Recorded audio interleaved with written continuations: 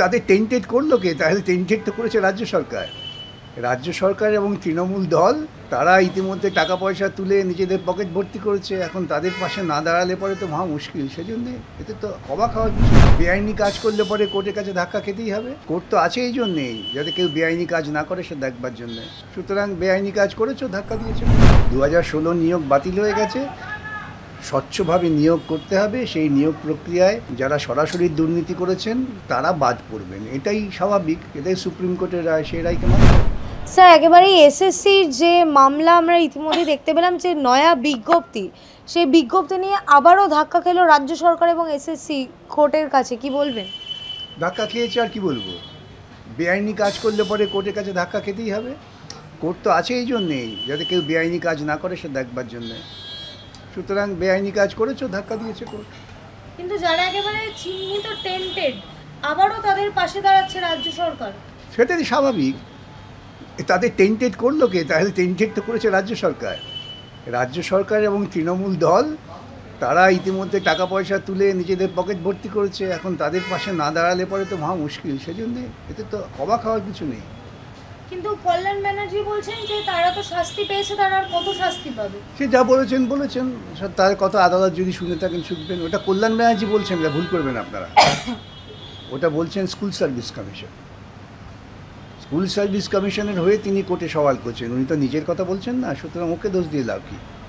School service commission চাইছেন যে আমরা দুর্নীতি করেছি এবং দুর্নীতি করব, সেটাকেই তোমরা আদালতে মান্যতা দেওয়ার চেষ্টা করো। সেটাই হয়েছে। কিন্তু এত দুর্নীতির পরেও, টাকা দিয়ে যে নিয়োগ হয়েছে তারপরেও বলছেন যে আর কত শাস্তি পাবেন, আর কত ডিফেন্ড করবে রাজ্যের পক্ষ থেকে। ওই তো এসএসসি মন্দিরে গিয়ে, কালী মন্দিরের কাছে গিয়ে বলে, মা আর কত পাপ করবো মা, সেই পথেই করছে। কিন্তু 2016 সালে যে নিয়োগ প্রক্রিয়া সম্পূর্ণ বাতিল হলো, সেইটাই আবার নতুন যে বিজ্ঞপ্তি জারি হচ্ছে সেটাতে যে আবার প্রশ্নের মুখে আবার 2016 সালেরই নিয়োগ প্রক্রিয়া বলা হয়েছে করতে। একই প্রশ্ন ঘুরে ফিরে আসছে তো। 2016 নিয়োগ বাতিল হয়ে গেছে। স্বচ্ছভাবে নিয়োগ করতে হবে। সেই নিয়োগ প্রক্রিয়ায় যারা সরাসরি দুর্নীতি করেছেন তারা বাদ পড়বেন, এটাই স্বাভাবিক। এটাই সুপ্রিম কোর্টের রায়, সেই রায়কে মানতে হবে। কিন্তু রাজ্য সরকার তো বারংবার সেই নিয়োগের প্রতি যে সদিচ্ছা, সেটা তো আমরা দেখতে পাচ্ছি না। কেউই দেখতে পাচ্ছে না। কেউ দেখতে পাচ্ছে নাকি রাজ্য সরকার সদিচ্ছা আছে? এটা কারো মনে হয়? যাদের মনে হয় তাদের জিজ্ঞাসা করুন, যাদের সদিচ্ছা মনে হয় পেছনে যুক্তিটা কী। কিন্তু সদিচ্ছা নেই কেন? রাজ্যেরই তো কর্মচারী। সদিচ্ছা থাকবে কেন? সদিচ্ছা থাকলে তো সৎ কাজ করতে হবে। সৎ কাজ তো করতে পারি না, তো সদিচ্ছা আসবে কোত্থেকে? স্যার, একেবারে হাইকোর্টে স্বস্তি শান্তনু সেনের রাজ্য মেডিকেল কাউন্সিলের যে নির্দেশ, সেটা সম্পূর্ণ খারিজ করে দেওয়া। ঘরের ঝগড়া। ঘরের ঝগড়া নিয়ে আমি কথা বলি না। 203 ঝগড়া হলে কি আমি নাক গলাতে যাবো নাকি? কিন্তু তার বিরুদ্ধে যে তার যে রেজিস্ট্রেশন, সেটা ক্যান্সেল করে দেওয়ার যে, আবার বলবো এক কথা, 203 ঝগড়া হলে কোনো ভদ্রলোকের নাক গলায় না। আমি এই ব্যাপারে নাক গলাম না।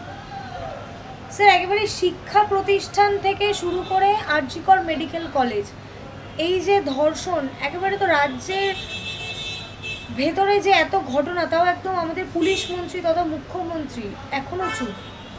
একটা কথা, নীরবতা সম্মতির লক্ষণ, একটা কথা আছে না? কিন্তু শিক্ষা প্রতিষ্ঠানে তো শিক্ষামন্ত্রী তো চুপ। ওই যে নীরবতা সম্মতির লক্ষণ, সংস্কৃতে কী একটা কথা আছে। কিন্তু এই যে ইউনিয়ন রুম, অবৈধ যে ইউনিয়ন রুম, 2020 সালে এবং 2019 সালে শেষ যাদবপুর এবং প্রেসিডেন্সিতে ছাত্র নির্বাচন হয়েছিল, তারপরে এখন এই অবৈধ ইউনিয়ন রুম কী করে বিভিন্ন কলেজে রয়েছে? অবৈধ কাজ করার জন্য।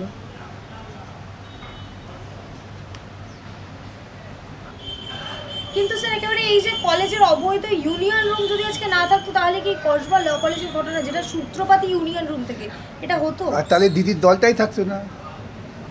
দিদির দল রাখবার জন্য দিদিকে তো এইসব কাজ করতে হবে। সেই জন্যই ইউনিয়ন রুম যদি না থাকতো, দিদি যদি এরকম অপকর্মে সহায়তা না করতো, তাহলে কি ছাত্ররা এইসব অপকর্ম করতে পারতো? যে যত বেশি দুর্নীতিমূলক কাজ করবে, সে তত বেশি তৃণমূলে বড় নেতা হবে। কিন্তু ছাত্র রাজনীতির নামে এই দুর্নীতি সিন্ডিকেট চালানোটা কি কাম্য রাজ্যের শাসক দলের পক্ষ থেকে? কাম্য বলেই তো ওরা করছে, কিন্তু বিস্মিত হওয়ার কিছু নেই। এই যে কলেজে কলেজে ছাত্র নির্বাচন এখনো বন্ধ, এটা কি শুধুমাত্র তারা ভয় পাচ্ছে যদি এসএফআই আবার সেই জায়গায় গিয়ে পৌঁছায়? তা তো বটেই, কেন ওরা নির্বাচন করবে না কেন? ওরা সব জায়গায় নির্বাচনে কিন্তু ভয় বাম পায়। তো শূন্য, তাহলে ভয় পাওয়ার কি আছে? বাম তো শূন্য ওদের মতে, কিন্তু জনগণের মতে তো বাম শূন্য নয়। যখন লড়াই হচ্ছে যে ময়দানে, বাম শূন্য তো নয়। ভোটে ওরা তো জানে, তারাই এগিয়ে থাকে। ওরা তো ভোট করতে দেয় না। ওই যে তো যে এখানে ইউনিয়নে ভোট করতেই দেয় না, হয়ই না। আর যেখানে ভোট হয় সেখানে গুন্ডামি হয়।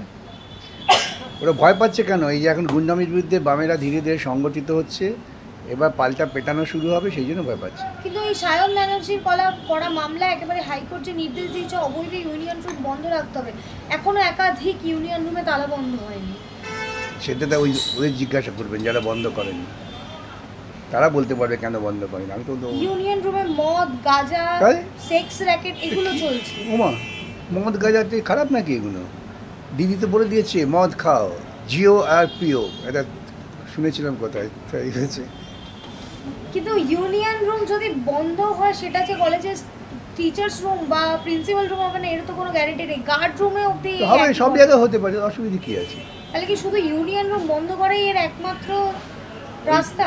আপাতত একমাত্র রাস্তা হচ্ছে তো গণধোলাই, সেটা তো হচ্ছে না।